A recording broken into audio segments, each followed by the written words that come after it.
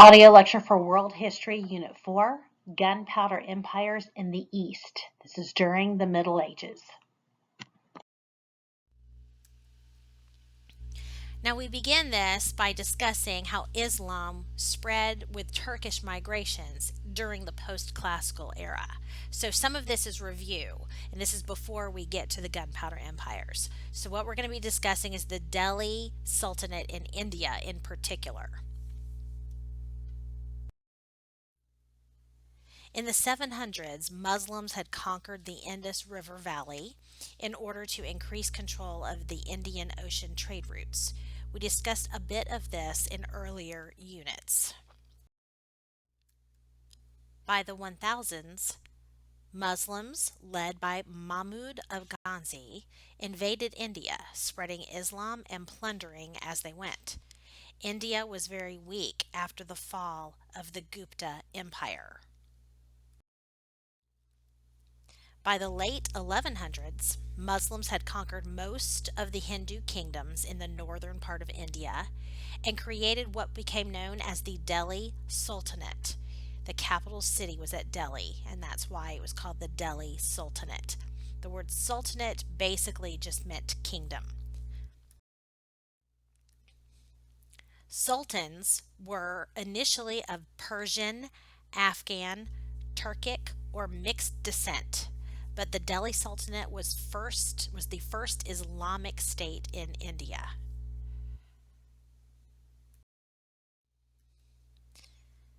Islam spread throughout northern India as a result of this. Hindu and Buddhist temples and statues were destroyed by the invading Muslims.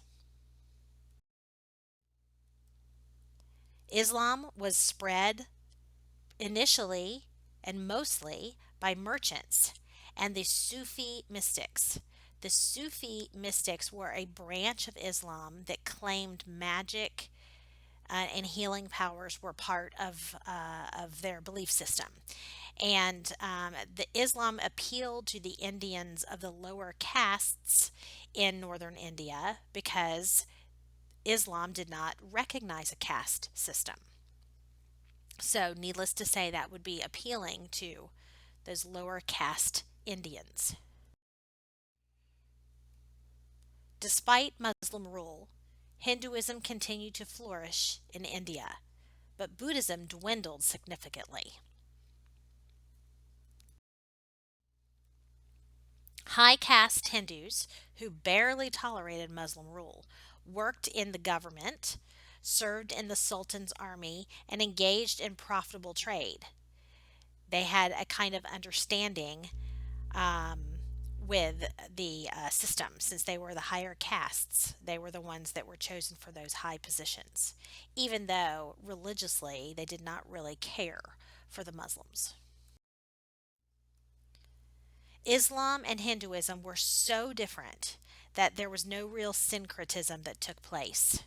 India's elites rejected Islam as a religion, unlike in Africa, where the elites ended up incorporating Islam into their own belief systems, creating a syncretic religion or a blending cultural diffusion. Muslims submit to one God, as we know from previous units, and they stress the equality of the believers in the eyes of Allah, which of course goes against the caste system. Okay, Hindus are polytheistic with a rigid caste system. So it's very difficult for these two religions to have any kind of blending because they're so diametrically opposed. Muslims did not adopt Indian food, dress, art, or architecture. They also did not adopt the low status of women that the Indian caste system emphasized. The Delhi Sultanate had little power in central and southern India, however. Most of their power was concentrated in the northern part of India. In southern India, the Hindu rulers remained in power. So there will not be a united southern India. There are many different Hindu kingdoms instead. The first gunpowder empire we're going to discuss is probably the most powerful and long lasting one, the Ottoman Empire. In 1299, Osman, who was the leader of the nomadic Sunni Muslim Turks, settled in Anatolia. That was modern day Turkey. It was the old Asia Minor territory from the ancient world. By doing this, he established a new empire called the Ottoman Empire. There is Osman. By the time we get to 1453, some of Osman's descendants had expanded the empire. Mehmed the Conqueror is probably the most significant. Mehmed, or sometimes Mehmet, is with a T on the end instead of a D. Both are considered correct. Mehmed was the one responsible for finally conquering the city of Constantinople, forcing the end of the Byzantine Empire. He used huge cannons to break through the city walls and finally lay siege to the city.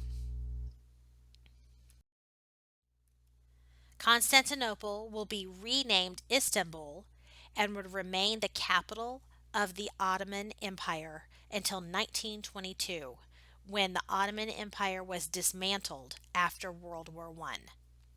The Ottoman Empire will, for almost 400 years, be a very powerful gunpowder empire.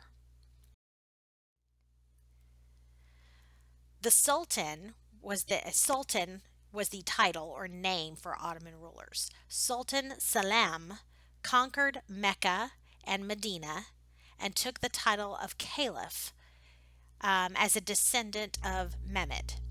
The title was unused since the Mongol Empire, the title of Caliph. He will renew that title.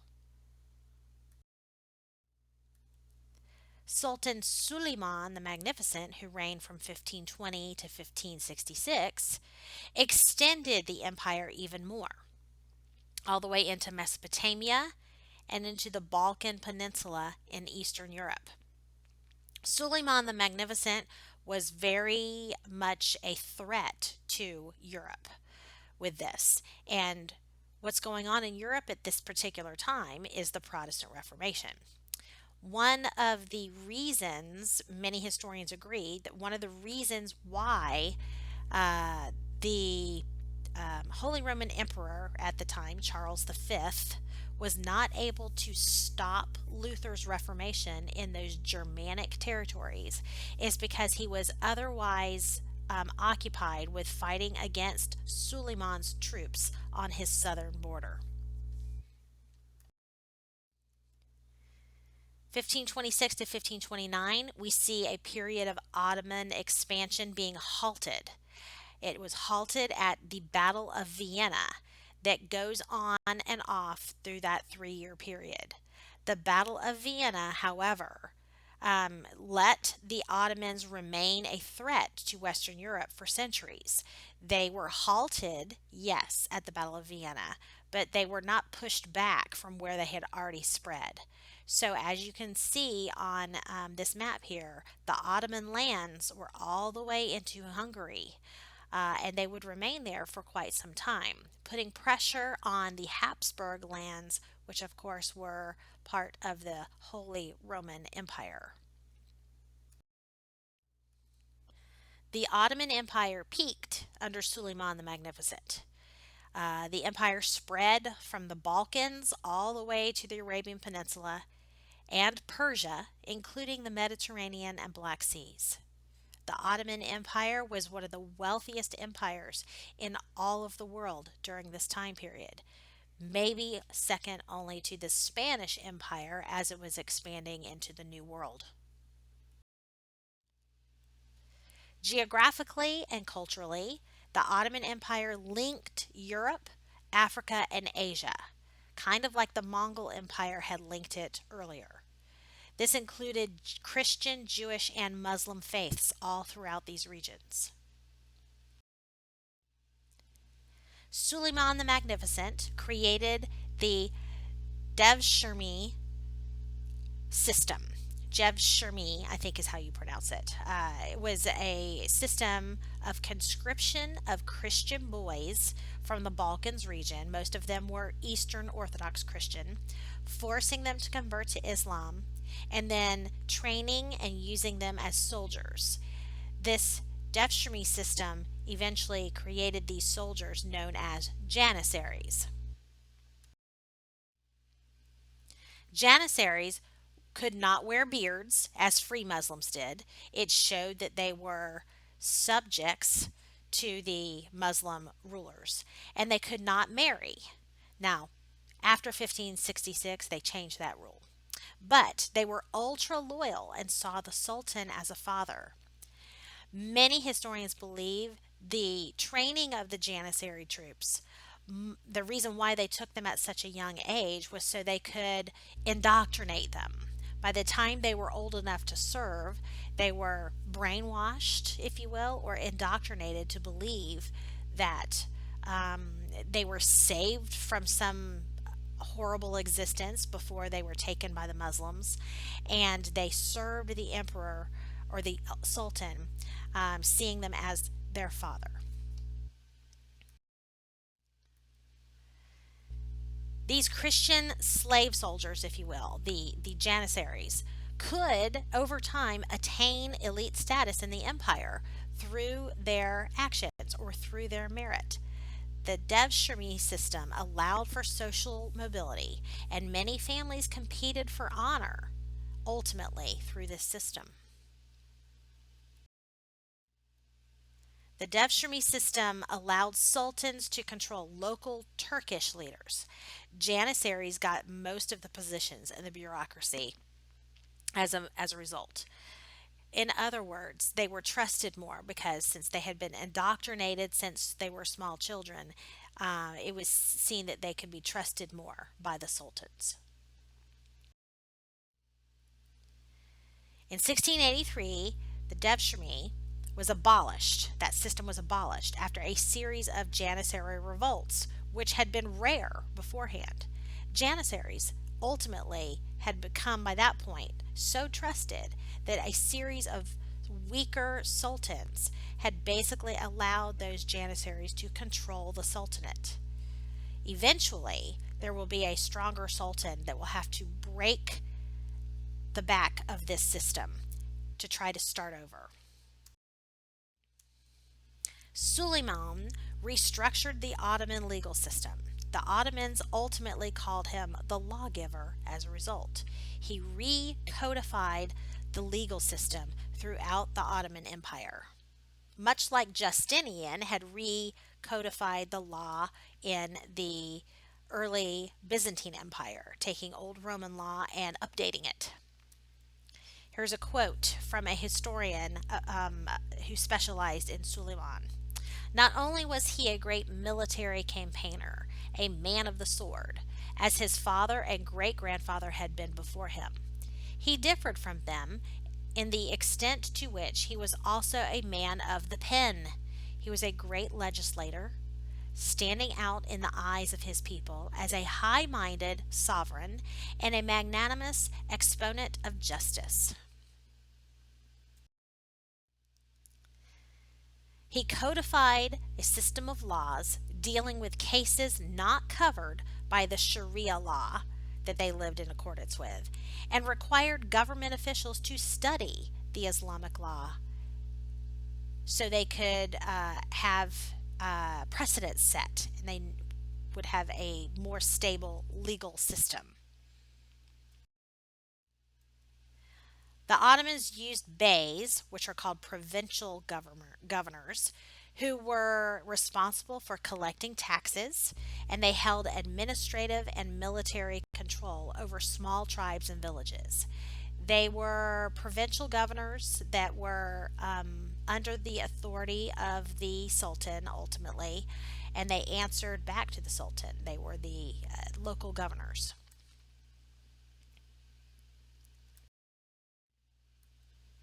Beys received fiefdoms, kind of like the nobles had in Europe during the Middle Ages. They received fiefdoms in exchange for military support that they pledged to the Sultan. This created a hierarchy of authority in the empire, with the Sultan with the most power. Sultans were assisted by a chief minister called a vizier.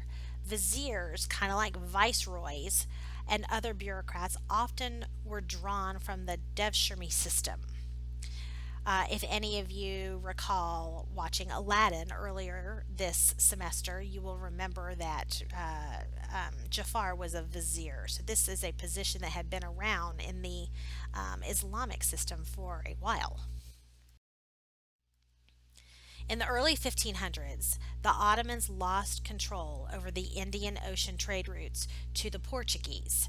This happened, of course, after the Portuguese had expanded, creating themselves a trading post empire. They had gone all the way around the coast of Africa into the Indian Ocean to reach India, and they now controlled the Indian Ocean trade network. Just remember, though, that within a generation, the Portuguese will lose control over that Indian Ocean trade network, and the Spice Islands. They will lose control over it, and it will become part of the Dutch system instead. In 1571, the Ottomans lost a big battle. The Battle of Lepanto was a naval battle against Philip II of Spain for the control of the Mediterranean Sea. This loss will allow for the growth of Spain's influence and power within Europe in the late 1500s. However, shortly after this, Philip will lose a key battle against Queen Elizabeth I in England with the destruction of his Spanish Armada. So this victory will be significant for him, but it will not last 20 years. He will not be able to stay on top more than 20 more years. By the mid 1600s, the Ottoman Empire was showing signs of decline. They had lost some of their trade routes to the Portuguese, to the Spanish. They had lost too much territory to others. Their empire was shrinking. There were peasant revolts going on. There was corruption in the government. All of the things that we have seen happen to other previous empires throughout history. Series of weak rulers, etc. The second of the gunpowder empires we're going to discuss is the Safavid Empire. In 1501, Ismail, who was the leader of the nomadic Shia Muslim Turks, settled in Persia, which is modern day Iran, and established what would become known as the Safavid Empire. So, Ismail, the leader of the new Safavid Empire. The Safavid leaders were influenced greatly by the branch of Islam known as Sufi. The Sufi mystics had rejected worldly pleasures and possessions, favoring a life dedicated to Allah, and the attempt to reach Allah and reach union with Him mystically through a series of whirling around. We talked way back at the beginning of the year when we talked about world religions, we talked about the whirling dervishes. Those whirling dervishes were Sufi Muslims.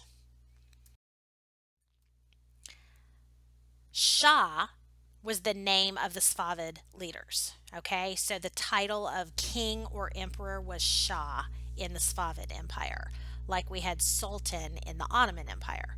So the Shah Ismail created this gunpowder empire. He did not tolerate Sunnis, and he rigidly enforced Shia traditions and laws. Now remember, the Shia Muslims were the minority Muslim group.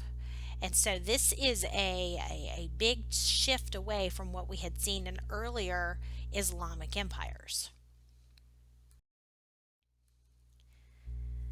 The Twelver Shias revere the descendants of Muhammad, the Imams, and believe the hidden Imam, the 12th descendant, will one day reappear to rule over all.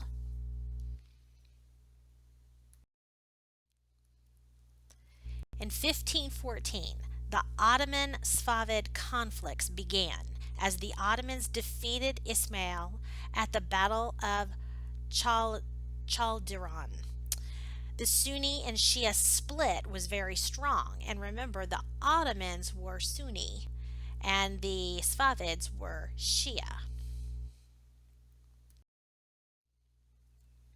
Ismail's Kizilbash, or Redhead, soldiers were armed with swords, and they were defeated by the Ottoman Janissaries, who were armed with guns and cannons. The Battle of Chaldiran sorry, demonstrated the importance of gunpowder technology in land based empires and limited the Shia expansion. In 1588 to 1629, under a new Shah, Shah Abbas I, the Safavid Empire will finally reach its peak. Largely, this is because they had adopted more gunpowder technology and were able to maintain control over their territories as a result. Abbas ordered Russian boys that were captured since they bordered southern Russia.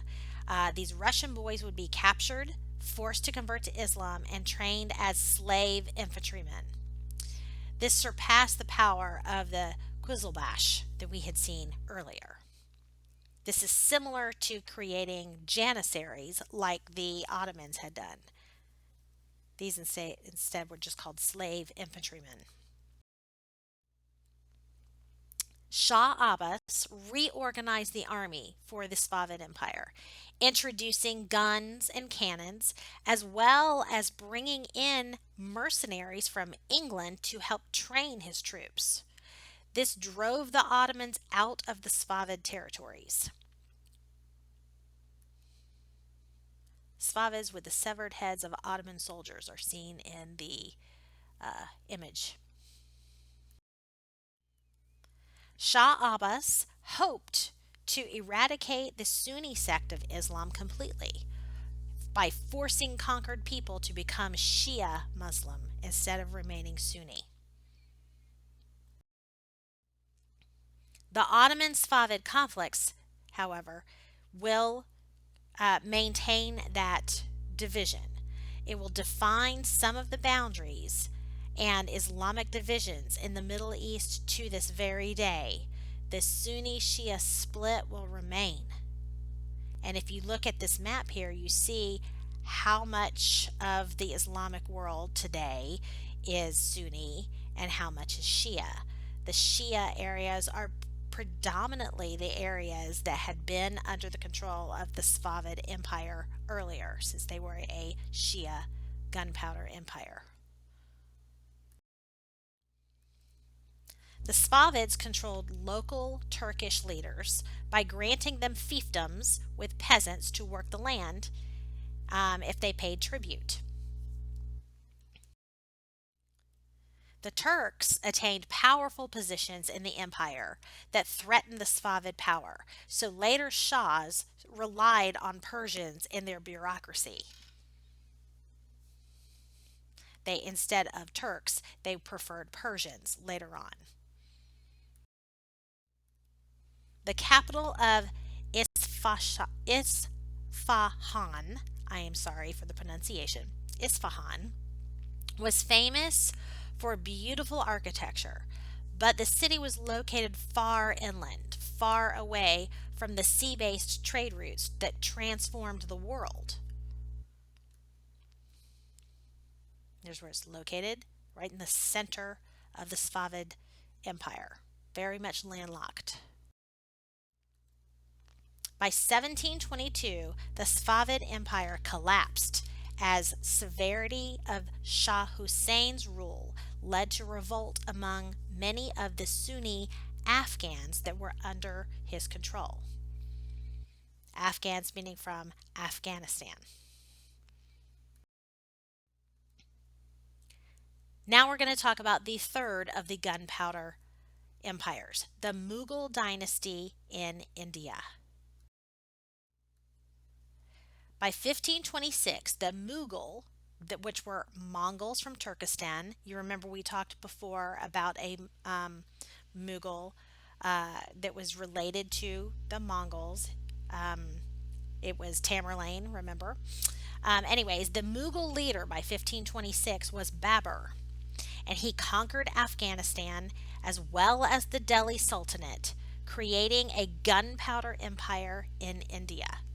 Babur was seen as a descendant of Tamerlane. Shah Akbar the Great, who reigned from 1556 to 1605, conquered most of northern India. He believed that any empire that was not expanding was ultimately in decline. So, this idea that you could never have enough, you needed to keep expanding, was what drove his empire building. Akbar ended extra tax on non Muslims, that jizya that we had talked about in the Islamic lecture several units ago. He also stopped the pilgrimage tax on Hindus and was tolerant of all faiths. This will ultimately win him a lot of support in the Mughal Empire. Even the Hindus would recognize his authority, even though he was of a different religion, because he did not, heavily tax them just for being Hindus. Akbar invented what was known as the divine faith, which was an attempt to combine Muslim, Hindu, Zoroastrian, Christian, and Sikh beliefs. This would be a major kind of cultural diffusion, this syncretism. But this divine faith idea was not very successful because too many differences existed between many of those faiths. And so a blending did not really pan out to be very successful. But he tried. Many Hindu leaders, Rajas was what they were called, served in the bureaucracy in Akbar's empire. Akbar allowed Hindus to use their own laws rather than follow the Muslim Sharia. This shows his toleration, and this was one of the reasons why, even though they differed in faith, the Hindus did not oppose the governance over of Akbar because he was tolerant and allowed them to rule themselves, not force them to accept the Muslim Sharia law. The Mughals created what was known as the zamindari system. Zamindars were local government officials who collected taxes and upheld the laws for the Mughals. They had to pay those taxes to the Mughals, not a jizya, just regular taxes, property taxes, sales taxes, those kinds of things. And they followed the general laws, not the ones just based in Sharia, but the general laws when it came to governance for the Mughals. And it was a kind of bureaucracy where the local officials were allowed to have some sort of say in how they were governed, even though ultimately they are under the power of the Mughal emperor. Shah Jahan conquered the Deccan Plateau in central India and turned back Portuguese invasion of Bengal. This was a big deal because this allowed for the Mughal Empire to maintain a prominence in the Bay of Bengal trade that was going on and force the Portuguese out. Shah Jahan moved the capital from Agra to Delhi, and he built a magnificent palace there called the Red Fort with its famed peacock throne. Here's the peacock throne. Shah Jahan also famously built the Taj Mahal. The Taj Mahal was actually built by Jahan to commemorate the memory of his wife who had died and display the wealth and power of the Mughal Empire. It is still one of the most visited shrines in the world. And if you go to Epcot and ride Soarin', you see the Taj Mahal. I can always bring it back to Disney, folks. Shah Jahan's military conquests and building projects forced him to raise taxes. It costs money to do such things. From one third of crop's value to a half of a crop's value was what he increased the taxes. That's a good chunk of increase in taxation. Jahan's empire was massive, but high taxes and a rollback of Akbar's religious reforms and his more tolerant ways led to the fragmentation of Jahan's empire, of the Mughal Empire. Europeans by that point had started to expand into India. First the Dutch, then the British, well, first the Portuguese, then the Dutch, then the British. And that will also fragment the Mughal Empire. Now we're shifting back to China once again. China, after the fall of the Mongol Empire, became an absolute monarchy once again. And we also consider it one of the gunpowder empires since gunpowder came from China in the first place. So we're going to start now by talking about the absolutist Ming dynasty in China as a gunpowder empire. Between 1450 and 1750, most of the Eastern Hemisphere empires remained land-based, unlike maritime empires that we see in Europe. China was included in that, but it would eventually become more of a maritime power later on. These gunpowder empires, as they're referred to, increased dramatically in size with large armies and their use of cannons.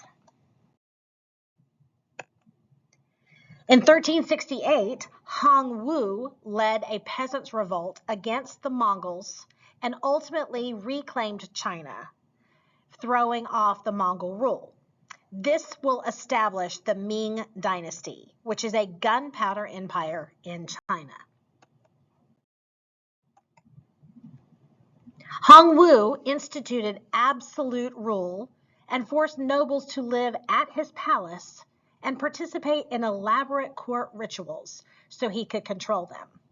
We will see a similar thing happening in Western Europe when we start discussing absolute rule there.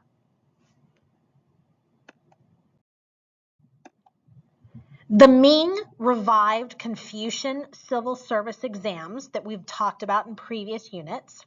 Approximately 90 scholars passed the exam every year, which is not very many considering how many people were taking the courses and participating in the Confucian schools. It was a very, very tough exam. But this helped to encourage advancement through merit rather than social status. We have seen this in previous Chinese empires that we have discussed in this course. The Ming emperors, however, were not tolerant of any dissent. They stressed orderly hierarchy and the authority at the district level, the provincial level, and the imperial levels all needed to be obeyed outright. Yes, they created an administrative system that allowed for different districts, different provinces, different levels to be in charge of different things, but ultimately they all had to answer back to the emperor who had absolute power. The three-part civil service exam determined if students were assigned to the district level, the provincial level, or the imperial government level, depending on how well you did on the exam, how big of a position you would receive.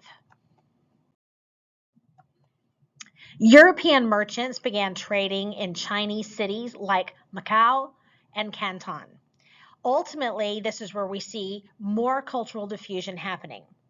These European merchants learned more about Chinese culture through increased contact that they had with the East that started, as you will remember, with the Crusades, a byproduct of the Crusades. Eventually, they will extend even further east into China and start doing business with China. European map of Canton, formerly known as Guangzhou. Remember, Guangzhou was the capital of the Tang Dynasty. So Canton will be its new name, and it's still Canton today.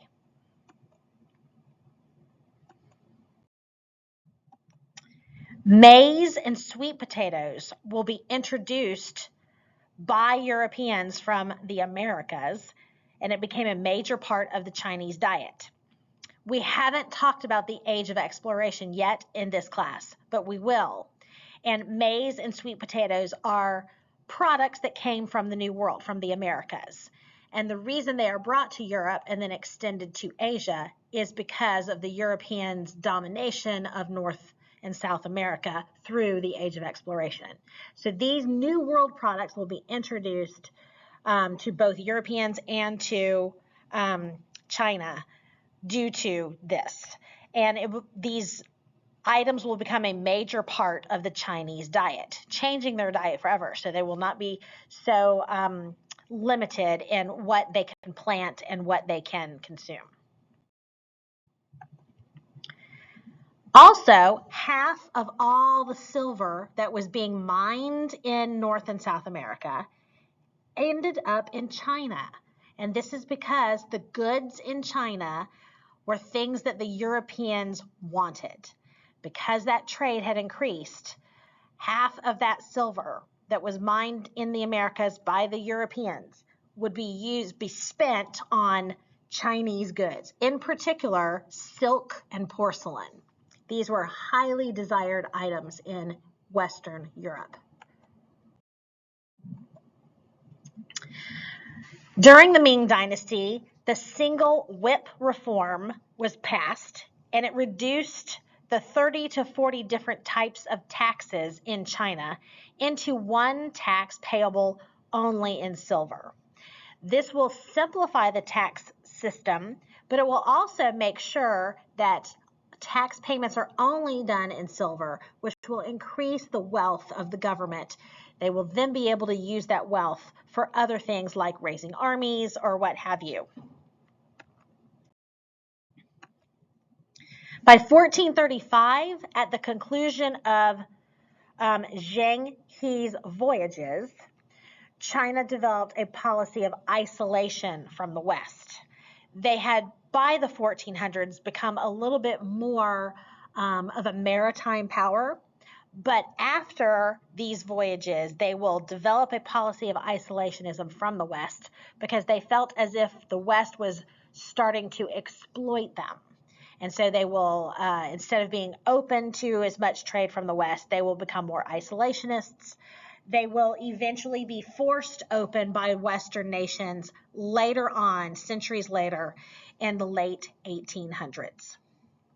We'll discuss that in a later unit. The Ming emperors supported the nobles financially and waged costly wars against the Mongols.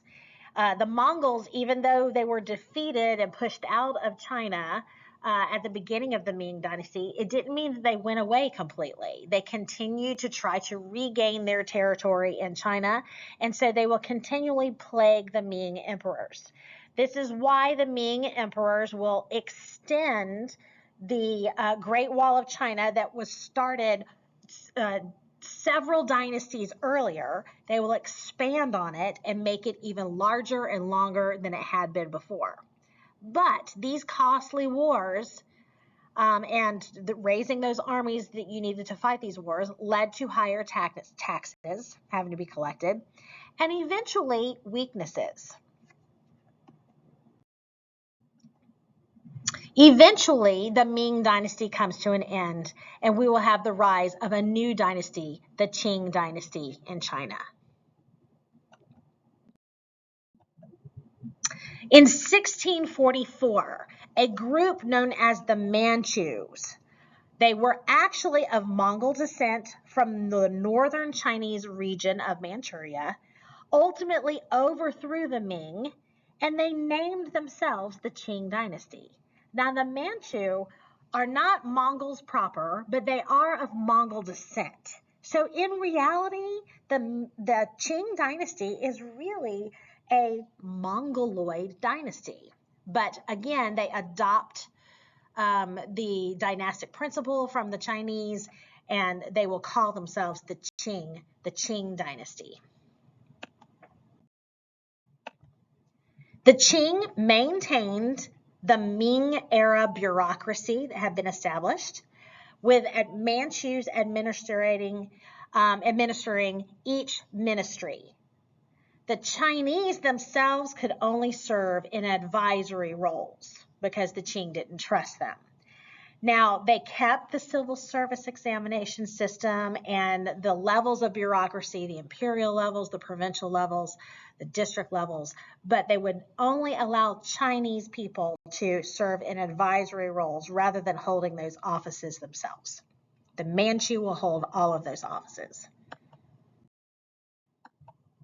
The Qing rulers also encouraged a separation of Manchu and Chinese in society, forbidding intermarriage between the two groups, and forcing Chinese men to even grow the Manchu queue, which was the ponytail that they wore, the braid they wore on the back of their head that was shaved in the front. Here's the queue here, you see.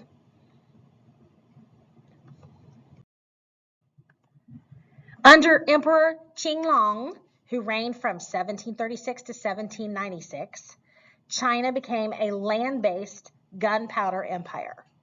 This will be the largest expanse of territory that China controls in all of Chinese history.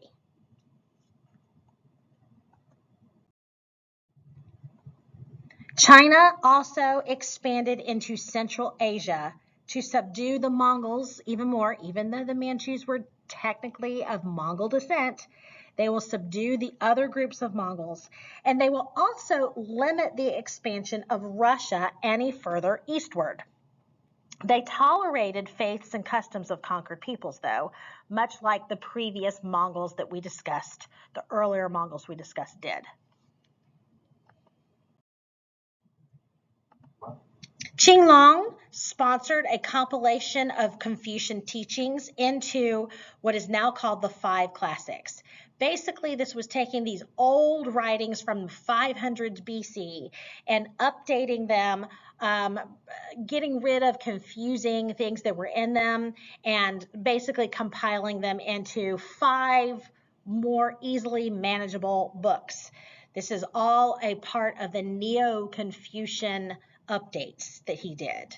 The 5 classics: the Classic of Poetry, the Book of Changes, the Book of Rites, the Book of Documents, and the Spring and Autumn Annals. The Qing emperors ruled from a place called the Forbidden City in Beijing. Beijing, remember, had been the capital that had been established by the Yuan dynasty under Kublai Khan. It was at that time called Khanbalik. It will become Beijing, and the Forbidden City in Beijing you can still visit today. It is part of the current Chinese government's buildings. Visitors of the emperor, when they came to visit a Qing emperor, had to perform a special kowtow of 3 separate kneelings where they bowed in front of the emperor in order to be heard and have an audience with the emperor. This was done to show deference to the emperor, but also done so the emperor could show his power over not just his subjects, but anyone who visited his empire. The Qing emperors also used architecture and art to legitimize their rule. The Qing imperial portraits were mass-produced throughout China so they could have images of themselves all over China, and people would recognize their importance throughout the empire. This was done as a propaganda campaign to show the power of the emperors and keep the people in line. Literature also will flourish under the Qing dynasty. The Book of the Golden Lotus and The Dream of the Red Chamber are some of the most famous. You will read more about these in your textbook readings.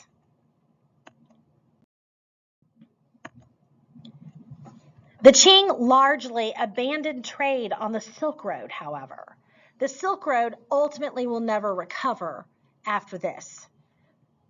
The Qing abandoned the Silk Road mostly because they were more seafaring people. They preferred ocean trade routes to land routes, although they did not open themselves up to Western trade. They preferred ocean trade with those in the surrounding region of Asia and Southeast Asia.